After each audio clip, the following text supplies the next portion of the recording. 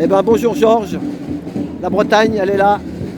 Bonjour mesdames, bonjour messieurs, je suis Georges, du pays de l'Orient, gilet jaune de Bretagne, international et humanitaire.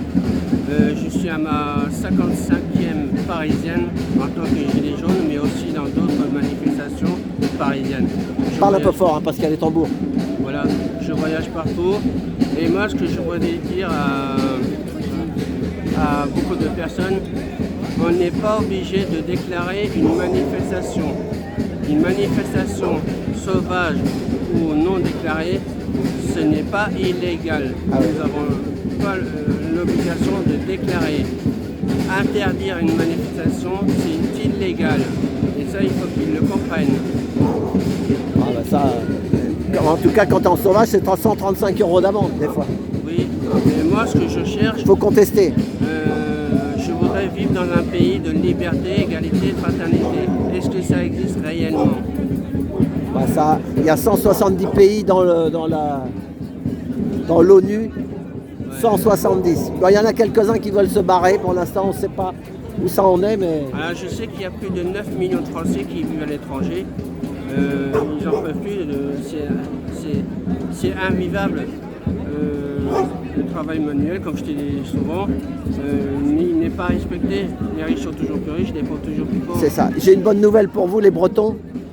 Ma femme elle a vu une vidéo, ils ont dit que s'il y avait une guerre ici en France, un des seules régions qui arriverait à vivre autonome, c'est la Bretagne.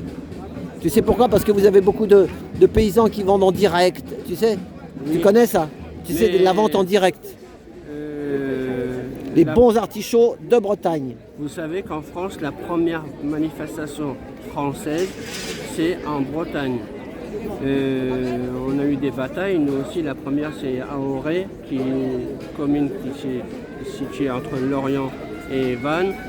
On a, dans toutes les régions, elles sont magnifiques. Elle a ses inconvénients, ses malheurs, ses bonheurs. Mais c'est dommage. Si on doit déclencher une révolte comme en 2018 et 2019, et ça, la répression policière, elle sera toujours là. C'est ça. Et toi, tu étais bonnet rouge aussi, hein? Oui, en 2014. En 2015, j'ai fait Charlie. Après, j'ai continué.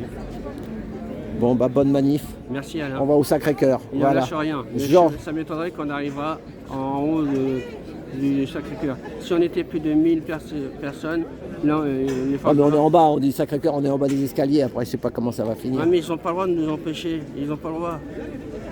Ah, on verra. Mais là, on est à peu près une centaine de manifestants. La résistance, il faut la faire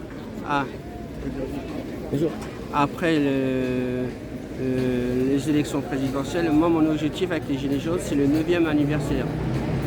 Le 9e anniversaire des Gilets jaunes. C'est-à-dire après les élections présidentielles. Ah ouais. Après, je ne sais pas si je vais quitter mon gilet jaune, mais pour l'instant, je continue la lutte. Ah d'accord. Voilà. Ok. Eh ben, merci Georges. Merci à vous. On merci. Lâche rien. On lâche rien. Aou. Merci. Hein. Voilà. Eh ben, c'était Georges, place de la Bourse.